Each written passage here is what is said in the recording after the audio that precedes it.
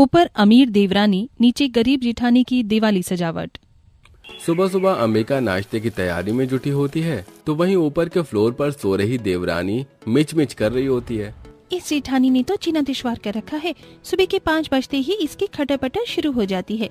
मेरी तो जिंदगी झंड हो गई है। इतने में सास राज देवी हाथों में चाय नाश्ता लेके कमरे में आती है। अरे उठ गई मेरी लाडली छोटी बहू, जल्दी से मुंह हाथ धोकर नाश्ता कर लो।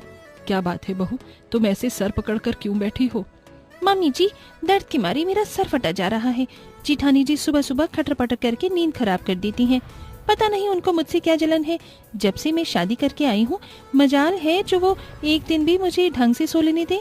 देवरानी नमक मिर्च लगाकर अपनी सास से जेठानी की झूठी शिकायतें लगाती है, जिससे गुस्सा कर सास सीधा नीचे जेठानी के पास जाती है। दोनों बच्चे अंश पलक प्लेट लेकर बैठे होते हैं। मामा मामा, मुझको जल्दी से पराठा बना कर दो ना, भूख लगी है। ओ अंश, तू चुप बैठ, मम्मी पहले मुझको पराठा देना। अंश पलक ऐसे झगड़ते नहीं, थोड़ी देर इंतजार करो, मैं तुम दोनों को पराठे दे रही हूँ। पहले तुम्हारे पापा और चाचू का लंच पैक करने दो, फिर उन्हें नाश्ता भी देना है। तभी राज देवी कड़वे मिजाज से बोलती है, नहीं नहीं, बाद में क्यों, पहले अपने इन भूखे नंगे बच्चों को खिला दे ठूस कर। जैसी माँ वैसे ही पेटू बच्चे पैदा किए हैं। माँ जी क्या बात है, आज आप इतनी कड़वी बातें क्यों बोल रही हैं? मुझसे कोई गलती हुई है क्या? गलती तो हमसे हुई है, जो तुझ जैसी गरीब को अपने घर की बहू बना बैठे, जिसकी हैसियत इस घर में नौकरानी बनने की नहीं थी, महारानी बनकर राज कर रही है। अपनी पत्नी को इस कदर बेइज्जत होता देखकर देव खुद को बोलने से रोक नहीं पाता। बस कीजिए माँ, बस कीजिए, इस बेचारी के सब्र का इतना भी इम्तिहान मत लीजिए। यूं तो बोलने के लिए मेरे पास भी बहुत कुछ है। देवरानी के होते हुए सारा दिन मेरी पत्नी अकेले सारा काम धाम करती है, एक उफ तक नहीं करती। घर का बड़ा बेटा, बड़ी बहू होने के नाते ऊपर रहने का अधिकार हम दोनों का था, लेकिन उसे भी हम अपने छोटे और उसकी पत्नी को दे दिया, क्योंकि वो दहेज लेकर आई थी। इसलिए आप उसे पलकों पर बिठा कर रखती हैं और मेरी पत्नी को पैर की जूती समझती हैं। माँ, छोटा मुंह बड़ी बात, लेकिन आप ऐसा करके दोनों देवरानी जेठानी के बीच में भेदभाव नहीं कर रही तो क्या कर रही हैं? रंजिश का माहौल देखकर चंट चालू देवरानी मौके का फायदा उठाते हुए आग में घी डालने का काम करती है। देख लीजिए, इसे कहते हैं असली जोरू का कलाम सासू माँ। ये करीब जेठानी एक नंबर की तेज तर्रार है। जरूर जेठ जी के कान भरे होंगे महारानी ने। मगर इसकी चालाकी मेरे आगे नहीं चलेगी। कान खोलकर सुन ले मेरी गरीब बहू, आज के बाद हम तेरे कोई नहीं और तुम हमारे कोई नहीं। अब तुम लोग अपने बलबूते पर जियो, इस नीचे के हिस्से में रहो। और तुम सुनो जी, हम दोनों अपनी बहू के साथ ऊपर के फ्लोर पर रहेंगे। अब सास का ये फैसला सुनकर अमीर घमंडी देवरानी के मन में लड्डू फूटने लगते हैं। इस बार मेरा दाव निशाने पर ही लग गया। अब मुझे हमेशा हमेशा के लिए इस गरीब जेठानी और इसके कच्चे बच्चों से छुटकारा मिल जाएगा। ऊपर के फ्लोर पर इनका आना जाना बंद, तो अब मेरी पहली दिवाली भी बेहतरीन खुशियों भरी गुजरेगी। ऐसा घर सजाऊंगी कि मेरी गरीब जेठानी देखकर पटाखों की तरह जलकर खाक हो जाएगी। इसी तरह से गुजरते दिनों के साथ दिवाली आ जाती है। देवरानी फेस पैक लगाकर बैठी थी, तभी सास उसके पास आती है। वैदेही बहू, दिवाली का त्योहार आने वाला है। मैं सोच रही हूँ हम दोनों सास बहू आज से ही दिवाली की साफ सफाई शुरू कर दें, फिर सजावट भी तो करनी होगी। इस पर देवरानी घमंड में बोलती है, क्या कहा आपने मम्मी जी? मैं और दिवाली की सफाई करूं? सवाल ही पैदा नहीं होता। मेरे मम्मी डैडी के घर दिवाली की सफाई करने के लिए काम वाली बाई आती थी, तो आप दिवाली की सफाई के लिए काम वाली बाई लगवा लीजिए। बाकी दिवाली की डेकोरेशन मैं खुद कर लूंगी। देवरानी का घमंड भरा रवैया थोड़ी देर के लिए सास के मन में खटकता है, लेकिन वो काम वाली बाई लगवा लेती है। इधर जेठानी अकेले ही दिवाली की सफाई में नीचे जुटी होती है। बेचारी गरीब जेठानी नीचे के जिस जगह में रह रही थी, फर्श एकदम टूट चुका था। दीवार और छत में काफी ज्यादा सीलन आ चुकी थी, क्योंकि आखिर बार रंग पेंट तब हुआ था जब अंबिका शादी करके घर में आई थी, जबकि जिसे 8 साल बीत चुके थे, जबकि अमीर देवरानी के लिए हाल ही में नए कमरे तैयार किए गए थे। देव जी, क्यों नहीं इस बार हम भी नीचे वाले हिस्से में थोड़ा बहुत रंग पेंट करवा ले? देखिए ना, घर की दीवार का बिल्कुल रंग उतर चुका है, कितनी फीकी लग रही है। बाकी सजावट तो मैं अपने हाथों से कर लूंगी। मैं पेंट करवा तो देता अंबिका, लेकिन इस बार दिवाली में फैक्ट्री में काम बहुत मंदा चल रहा है, इसीलिए तनख्वाह भी लेट मिलेगी तो मुश्किल है। कोई बात नहीं जी, मैं कर लूंगी, इसी में आप चिंता मत कीजिए। नीचे के हिस्से की बदरंग हालत को देखकर अंबिका, जो कि गरीब लेकिन हर तरह से कुशल और हुनरबाज थी। वो गोबर लाकर पूरे आंगन को अच्छी तरह से लीपती है। तो वहीं घमंडी अमीर देवरानी ऊपर के मंजिल में महंगा रॉयल पेंट, वाल पुट्टी वगैरह करवा रही थी और सजावट के लिए महंगी महंगी लाइट्स लेकर आई थी। उसे चारों तरफ लगा देती है।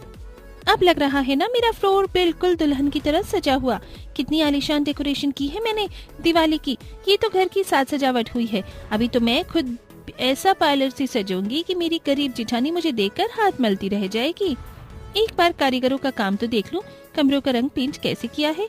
वैदेही कमरे में आती है जहाँ कमरे में पीला कलर का पेंट होता देखकर वो पिन के अंदाज में बोलती है, What the hell is this going on?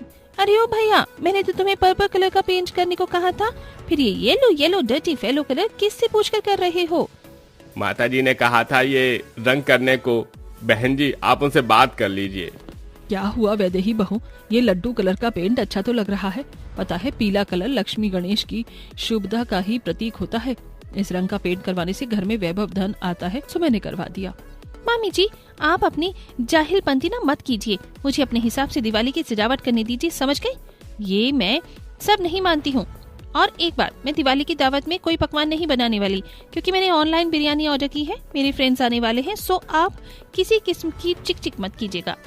इस बार सास को वैदेही का चाल चलन बर्दाश्त नहीं होता और वो झंड करते हुए बोलती है, बहू तो इस घर की लक्ष्मी है। दिवाली के दिन घर में घर की बहू अपने हाथों से लक्ष्मी पूजन करती है और पकवान बनाकर भोग लगाती है।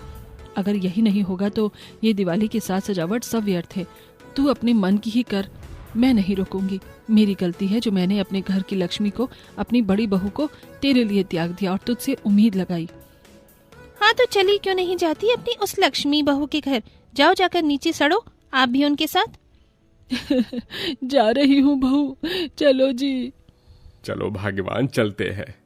आंखों में आंसू लेकर सास ससुर राजदेवी और हरी मुरारी देवरानी के ऊपर वाले फ्लोर से नीचे जेठानी के घर आते हैं। छोटी दिवाली का दिन होता है। अंबिका के घर में महंगी लाइट भले नहीं लगी थी, लेकिन मिट्टी के दिए उसके घर को खूबसूरत बना रही थी। चौखट पर लगा आम पत्तों का तोरण और गेंदे के फूलों की लड़ियों से घर किसी शादी समारोह वाले घर जितना सुंदर लग रहा था, मानो उस घर में माँ लक्ष्मी का वास हो। और वो आंखें बिछाई अपनी सास ससुर के आने का इंतजार ही कर रही थी। उसके मन में दुख था। देव जी, ये दिवाली की साज सजावट, ये पकवान है, मिठाइयाँ, सब कुछ माँ जी और बाबूजी के बिना अधूरा सा लग रहा है। काश वो थोड़ी देर के लिए ही नीचे आ जाते।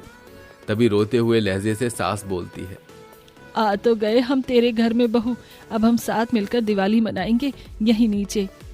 अपने सास ससुर को देखकर गरीब जेठानी फूली नहीं समाती। उसकी आंखों से खुशियों के आंसू बहने लगते हैं। माँ जी, बाबूजी, आप दोनों यहाँ मुझ गरीब के घर में पधारे हैं। धन्य भाग है मेरे, बैठिए ना।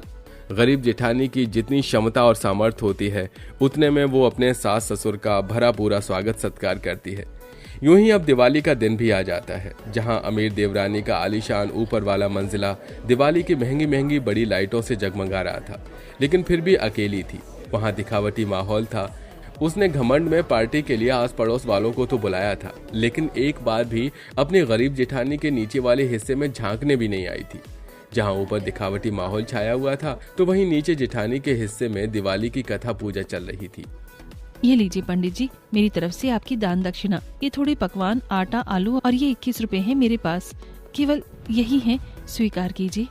तभी देवरानी घमंड से थाली भरकर महंगी मिठाइयाँ, पकवान, फल, कपड़े और रुपए लेके आती है और सीढ़ी पर खड़ी होकर अहंकार से कहती है, पंडित जी, गरीब जेठानी का दान दक्षिणा लेकर आपको कुछ हासिल नहीं होने वाला। ये देखिए, मेरे पास आपको देने के लिए बहुत कुछ है।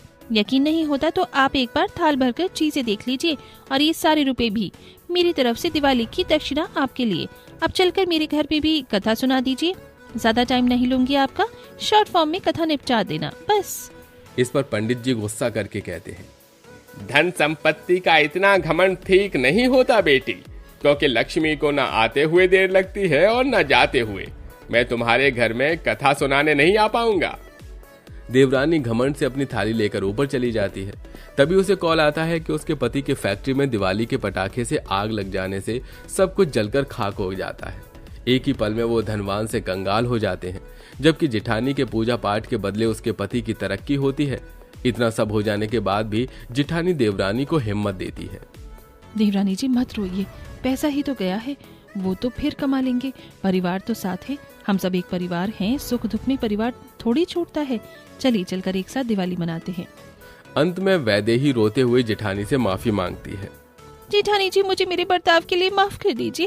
मैंने आपको हरदम जलाना चाहा, शायद इसीलिए लक्ष्मी माता ने मुझे निर्धन बना दिया, लेकिन अब मुझे परिवार से बढ़कर कुछ नहीं चाहिए। अंत में दोनों देवरानी जेठानी एक साथ मिलकर लक्ष्मी पूजन करती हैं। पूरे घर में घी के दिए जलाकर मिठाई खिलाती हैं। तो दोस्तों, कैसी लगी आपको हमारी ये कहानी? क्या आपको भी यही लगता है कि दिवाली की खुशियां अलग होकर नहीं बल्कि परिवार के साथ मिलकर मनाने से होती हैं? अगर आप इस बात से सहमत हैं तो कमेंट में हैप्पी दिवाली जरूर लिखिएगा।